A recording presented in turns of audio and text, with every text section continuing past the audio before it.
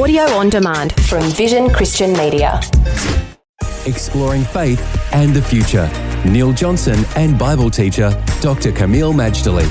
We're enjoying the opportunity to explore something of that colourful biblical character of Sampson. You know, he's the guy who had all of the challenges with Delilah, a famous character from the Bible. We've been talking about strengths and weaknesses, Camille.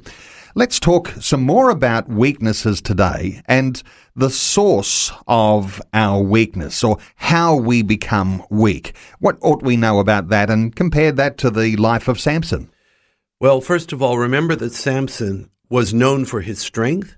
He killed a lion with his bare hands. He tied the tails of the foxes and destroyed the fields of the Philistines. He slew 1,000 people with the jawbone of a donkey. Very legendary. In fact, almost like fairy tale or mythology. But it's not. It is not. The New Testament affirms the existence of Sampson and even includes him, amazingly, in the Hall of Faith. Incredible. Yet at the same time, he is both highly gifted and deeply flawed. We're going to focus at this point on weakness. Not just Samson's weakness. It's not unique to him. It's just more highlighted in him because of the extremes. It's actually common and universal for us all. First of all, just remember that weakness leads to two very, very bad outcomes. It leads to insufficiency. That means we don't have what we need to be what we need. It oftentimes is thought of externally. We don't have enough money. We don't have enough connections. We don't have enough education. But actually, it's an internal insufficiency. The other thing it leads to is bondage. When you are bound up, well, for example, let's say you're incarcerated. Well, that's a form of weakness. Now, you may be a bodybuilder in the prison, but you aren't going anywhere. You can't do anything. You are extremely limited in your mobility, your opportunity, your social life, and so on. So insufficiency and bondage are the results of weakness.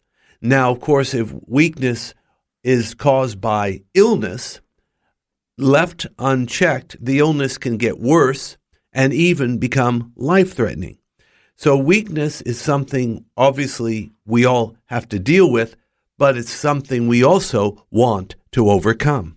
Some will say, Camille, do we start strong and become weak? Or are we weak at the beginning and weakness continues to take a hold in our lives? How do you describe the starting position? If we say, well, this might be ahead of us, how am I going to be weakened in my position? Well, without sounding strange here, the answer is both.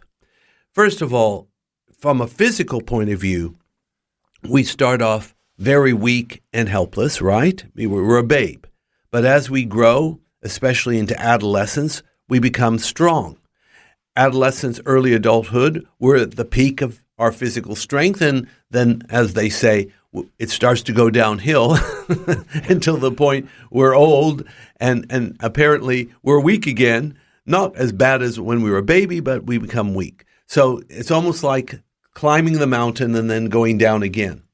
The other thing is that we start off weak spiritually, internally, and unless we go the way of Christ, we'll become even weaker and weaker.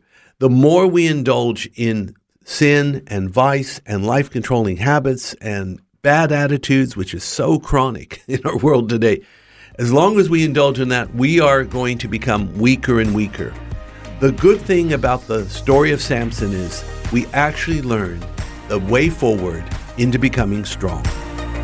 Faith and the Future with Neil Johnson and Dr. Camille Majdali from Teach All Nations. For more from Dr. Majdali, including books and DVDs on prophecy, Bible commentaries, plus today's and other episodes of Faith and the Future, go to vision.org.au. Thanks for taking time to listen to this audio on demand from Vision Christian Media. To find out more about us, go to vision.org.au.